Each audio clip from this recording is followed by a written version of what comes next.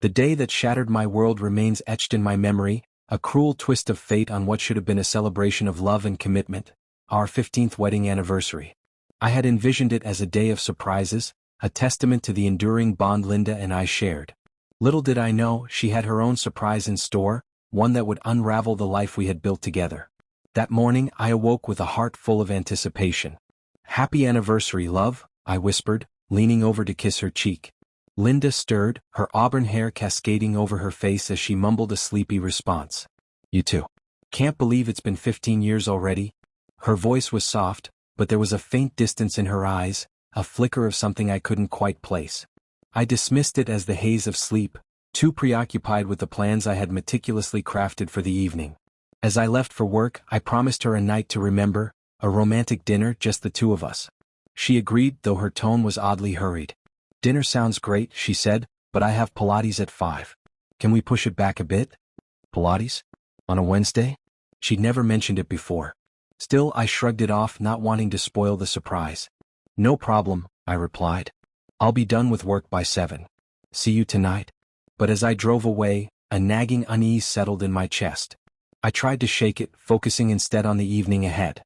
By lunchtime, I decided to leave work early. I would pick up her favorite flowers, a bottle of the wine we'd shared on our first date, and set up a candlelit dinner at home. The thought of her face lighting up at the sight filled me with warmth. We had even arranged for the kids to stay with my mom, ensuring we'd have the house to ourselves. It was going to be perfect. At 4:30 p.m., I pulled into the driveway, my arms laden with flowers, wine, and a small box containing a diamond necklace. But as I approached the house, I noticed an unfamiliar car parked out front. My stomach tightened, though I tried to rationalize it, perhaps a neighbor's visitor or someone dropping off a package. I pushed the thought aside and stepped inside, eager to set the stage for our celebration. The house was eerily quiet. "Linda?" I called out, but there was no response. I set the bouquet and wine on the counter, my heart beginning to race. That's when I heard it, muffled voices drifting down from upstairs. My breath hitched. I told myself she was on the phone, but the sound grew louder as I climbed the stairs. It wasn't just talking. It was moaning. My stomach dropped. Every step felt heavier, my legs moving as if through molasses. The bedroom door was slightly ajar, and as I pushed it open, the scene before me shattered my world. Linda, my wife of 15 years, was entangled in the sheets with another man. My mind reeled, struggling to comprehend the betrayal unfolding before my eyes. My heart pounded, my body numb with shock. I pulled out my phone, my hands trembling as I began recording. I needed evidence, something to anchor me in the chaos. Without thinking, I pushed the door wide open and stepped into the room. The door slammed against the wall and both of them froze. Linda's eyes locked onto mine, wide with shock and fear. Her face paled as she scrambled to cover herself, her voice trembling as she stammered, "Brian, what the hell are you doing here?" The man beside her sat up, his expression more annoyed than frightened, as if I were an unwelcome interruption. "Linda, are you serious?" I said, my voice cold and dripping with disgust.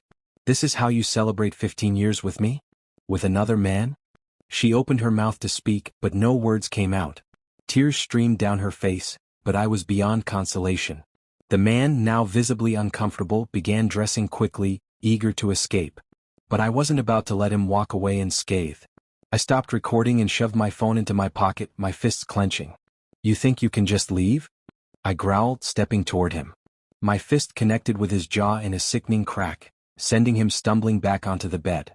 Linda screamed, "Brian, stop. What is wrong with you?" But I was beyond reason. I grabbed him by the collar and shoved him toward the door, my voice a venomous hiss. "Get out." He scrambled to his feet, his face pale with fear, and bolted out of the house. I stood there, my chest heaving, my hands still trembling. The man I had been moments ago was gone, replaced by a hollow shell of anger and betrayal. Linda sat on the bed, sobbing, but I couldn't bring myself to look at her. The life we had built, the love I thought was unshakable, had crumbled in an instant. That day, our 15th anniversary, became a marker of loss rather than celebration. The memories of what we once had now mingled with the bitter taste of betrayal, a reminder that even the strongest bonds can be broken. The roar of an engine shattered the silence as tires screeched against the pavement, the car vanishing into the night. He was gone. I turned, my fury now entirely unleashed, my eyes locking onto Linda. "How could you do this to me?" My voice trembled with rage. 15 years, Linda. 15 years, and this is how you repay me? She opened her mouth as if to respond, but no words came. My heart pounded as I took a step closer. Explain this to me, I demanded, my voice raw. Explain why you thought it was okay to betray me like this. The silence between us stretched unbearably. Then at last she spoke, her voice barely above a whisper. It started a few months ago. I was feeling neglected. I let out a bitter laugh, disbelief clawing at my chest. Neglected? The word tasted foul on my tongue. You think I work late for fun, Linda? I do it for us. For our family. I know, she admitted, her voice trembling. But I was lonely, Brian. And then I met Josh. A sharp, humorless laugh escaped me. Oh, so he has a name now, I sneered. Tell me, Linda, does Josh know he's sleeping with a married woman? Stop it, she pleaded, her eyes filling with tears. I know I messed up, okay? I wasn't thinking. It just happened. It just happened? I spat, shaking my head. You expect me to believe that? You didn't just slip into this, Linda. You chose it. Over and over again. Tears streamed down her face as she shook her head. I never wanted to hurt you. But you did, I said, the weight of her betrayal pressing down on me. And it wasn't supposed to go this far, right? My voice was laced with bitterness. Did you even think about the kids? Did you think about what this would do to them? She flinched as if I had struck her. I never meant to hurt anyone, she whispered. Of course you didn't, I scoffed. But you sure as hell didn't stop it either. I stepped back, shaking my head as the truth settled deep into my bones. You were so caught up in your loneliness that you destroyed everything we built. I'm sorry, Brian, she sobbed. I never wanted this to happen. I took a long, shuddering breath. You did this, Linda, I said, my voice quieter now but no less filled with anger. You made your choice. And now you're going to live with the consequences. I turned away, unable to bear the sight of her anymore. The pain was unbearable, the betrayal cutting deeper than I had thought possible. I'm done, Linda, I muttered, my voice raw. I'm filing for divorce. You've made your choice and now I'm making mine. Without another word, I left the room, my footsteps heavy with finality. I grabbed a bag and threw in whatever clothes I could find, but none of it mattered. Nothing did anymore. I slammed the door behind me, the sound echoing through the hollow space that had once been our home. I drove aimlessly at first, the city lights blurring past as my mind replayed everything.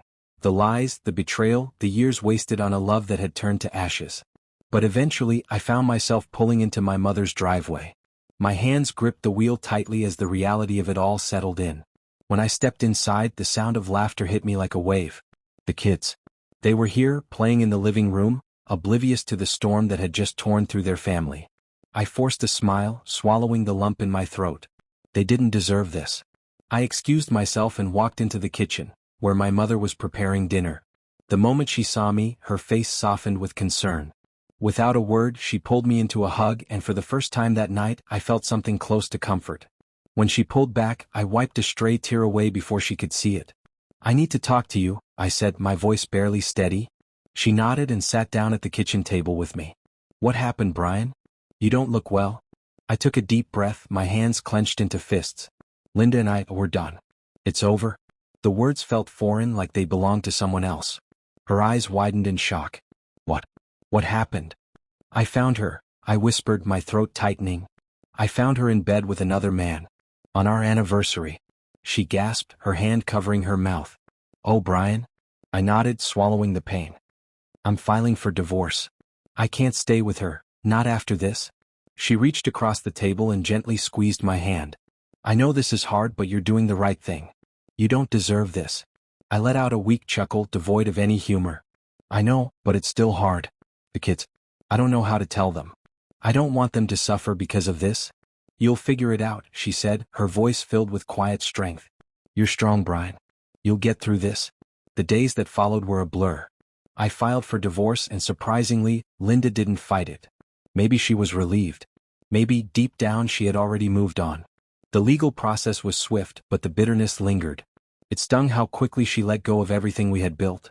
How easily she discarded it all as if 15 years meant nothing.